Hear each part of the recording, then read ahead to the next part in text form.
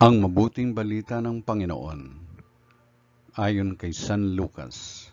Papuri sa iyo, Panginoon. Dumating noon ang ilang Pariseo. Sinabi nila kay Jesus, "Umalis ka rito, sapagkat ibig kang ipapatay ni Herodes." At sumagot siya, "Sabihin ninyo sa alamid na iyon na nagpapalayas ako ngayon ng mga demonyo at nagpapagaling. Bukas ay gayon din. Sa 3 araw, tatapusin ko ang aking gawain.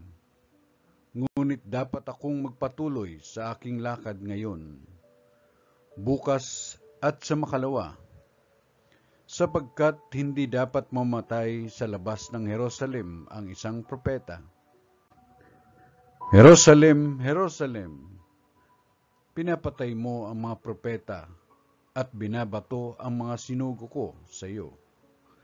Makailan kong sinikap na kupkupin ang iyong mga mamamayan, gaya ng paglukob ng isang inahin sa kanyang mga sisiw, ngunit ayaw mo. Kaya't lubos kang pababayaan. Sinasabi ko sa iyo, hindi mo na ako makikita hanggang sa dumating ang oras na sasabihin mo, pagpalain nawa ang dumarating sa pangalan ng Panginoon."